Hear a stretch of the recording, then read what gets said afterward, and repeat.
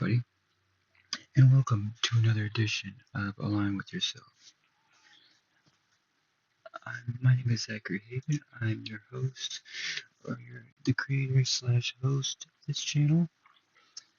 And today we're just going to be doing a 12-minute video, roughly, and we're going to be covering the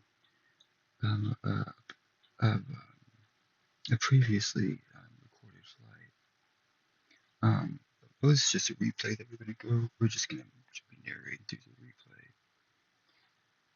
replay. Yeah, this before. This is an h145. This is a eurocopter, and yeah, I'm not quite sure which one was that. I can't see the air traffic control thing on there, but as you can see, we're going on. We're doing our taxi, and we're gonna be going to our runway, and yeah. See, you can see that I'm keeping it very smooth here. You want to keep when you're taxiing in any type of aircraft, you want to keep it very slow with it. A helicopter is a little bit more complicated, especially with this helicopter. Even if it has wheels, it doesn't really make much bigger difference. It doesn't really make much of a difference. This one has skids, so obviously that's you'll stop pretty quick, but you gotta. What I'm basically getting at is that the main difference between a helicopter and an aircraft or winged aircraft when you're taxiing is that you have to hover. You're actually flying when you're taxiing in helicopters, and it is kind of like a subtle art. We'll say that. It does take a little bit of practice, and these movements are very small. They're very small movements, and another drawback to the helicopter, at least the behavior of the helicopter in regards to controlling it, is that there is a little bit of a lag. So I've covered this in another video, but just in case you didn't see that one, you have your, as in a plane, you have your yoke. In a plane, it's called a yoke or a joystick or a stick or something. And helicopter called a cyclic.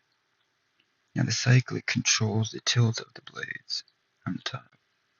They can go forward, they can go all the way around it. And then you have obviously you have the rudder pedals, but that's for the back rotor, the tail rotor, as you can see on the back. 112, number 112 is right above it. You can see that. Okay, anyways, yeah, so you have those controls, and at least this was a fun fact for me. The RPMs of a helicopter stay completely the same, or they should stay completely the same during the whole flight. The way you go higher or lower is when you increase the pitch of when you increase the pitch of the blades, it starts pushing the air. It starts pushing the air down, and when you push the air down, that creates a little thing called pressure. And then the pressure below the blades gets higher than the pressure above the blades, and that is what creates lift. Same thing with an airplane, except the airplane is happening with the wings. Now, but if you've ever dealt with wind at all, which I'm sure you have, you notice that like say if you're riding in a car, if you stick your hand out the window and you have it like wide, like almost like you're trying to stop the car with the wind. That wind puts up a lot of resistance, but then if you turn your hand flat, there's nothing. This is the same concept.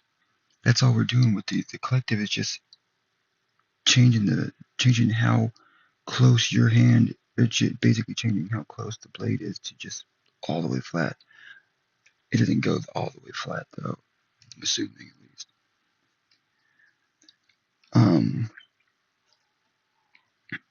And for that purpose, I believe this is standard on all helicopters. I'm not sure. It could probably isn't. More than likely it isn't.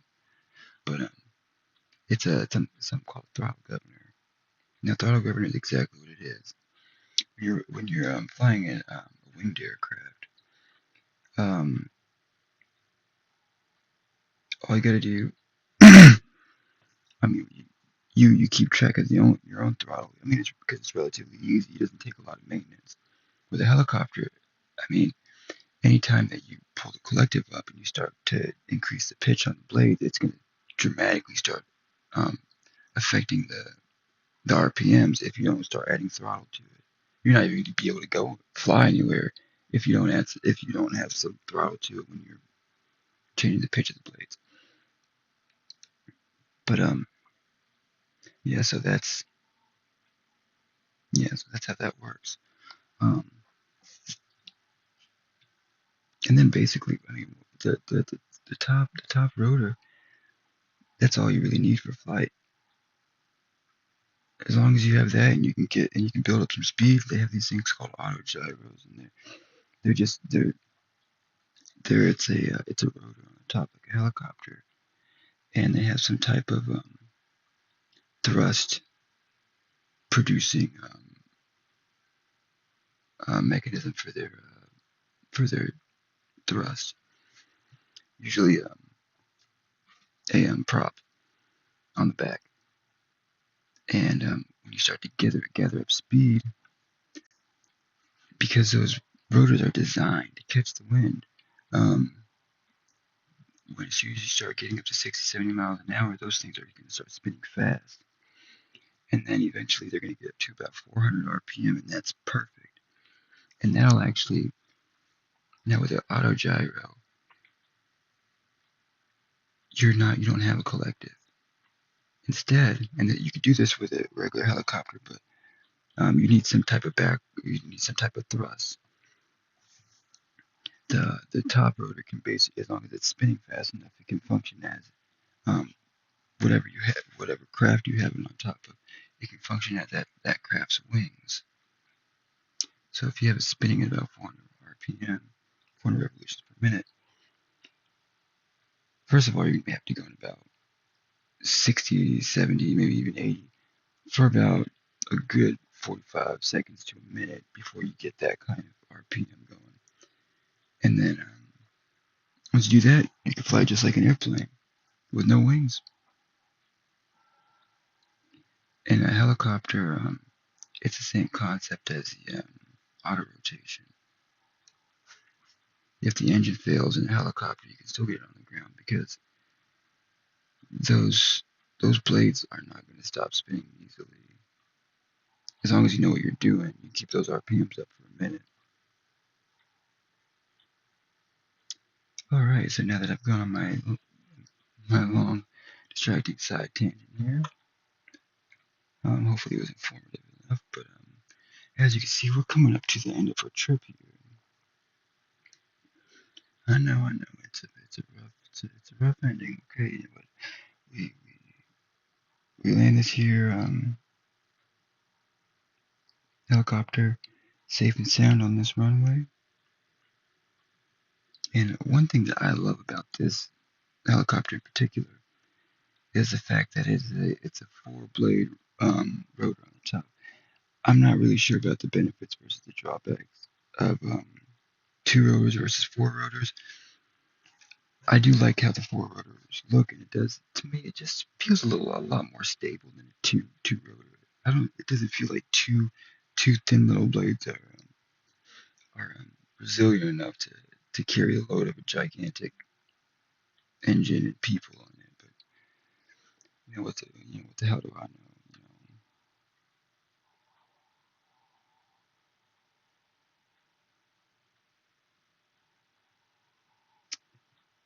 If there's any developers that are watching this by chance,